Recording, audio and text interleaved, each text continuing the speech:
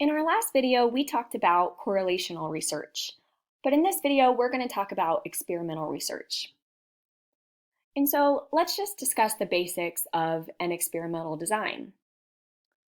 Importantly, variables are manipulated, and so we might take something away, or we might add something. We change variables in some way, and these variables that are manipulated are called independent variables. And then we see how the manipulation affects our outcome of interest. Our outcome variables are called the dependent variable. Those are what we measure. The purpose of an experiment is to identify causal relationships between variables. And so an example of a research question for an experimental design might be, does ice cream consumption cause aggression? And if you think back at our correlational video, that question's a little different from what we would ask in a correlational design. In a correlational design, we would ask, is ice cream consumption related to aggression? But with an experiment, we can actually ask if ice cream consumption causes aggression. So let's look at our previous example.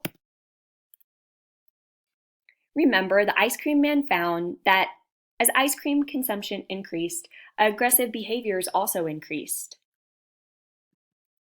Also remember that there were 3 plausible explanations for why this relationship might exist. Perhaps ice cream consumption causes aggression.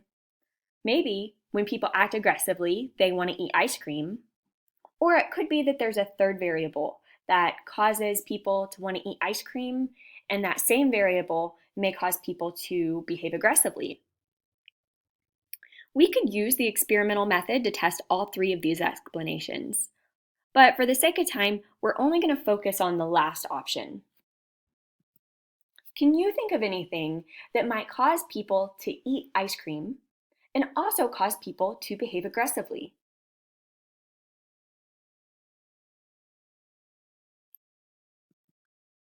High temperatures. It seems plausible that when the temperatures are high, people eat more ice cream. It also seems plausible that when people get hot, they act a little more aggressively than normal.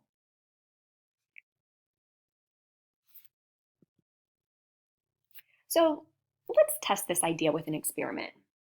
And actually, we're kind of talking about having 2 different experimental questions here because we want to know if heat causes increases in ice cream consumption. We also want to know if heat causes increases in aggressive behavior. And so first, we need to manipulate our independent variable. In our studies, what would we manipulate?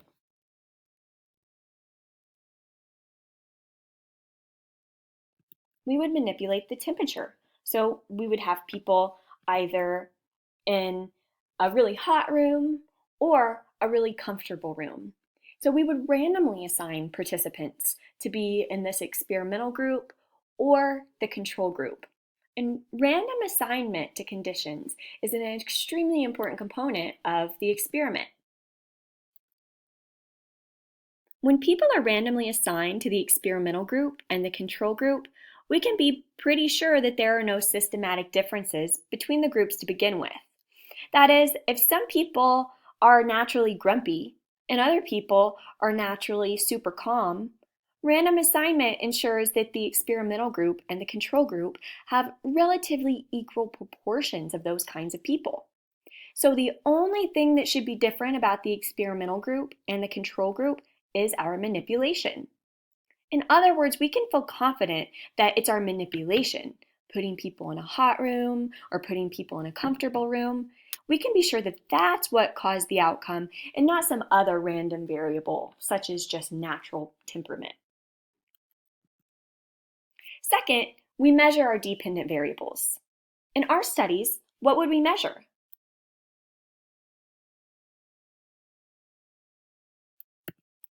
We would measure how much ice cream people eat. We would also measure how aggressively they behave. And then we would analyze the data. We would compare the experimental group to the control group to see if the experimental group ate more ice cream.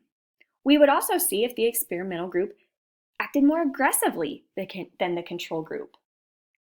And if both of those were true, then we would have experimental data that suggested that high temperatures cause ice cream consumption, and high temperatures also cause aggressive behavior. Of course, we should still test if ice cream consumption causes aggression, and if aggressive behavior causes ice cream consumption. Those could also be true, and the studies that we performed didn't answer those specific questions. But now that we know how to run an experiment rather than simply measure variables, we can keep running experiments to better understand the nature of the relationship between ice cream consumption and aggression. And so that's the end of the correlational and experimental lecture.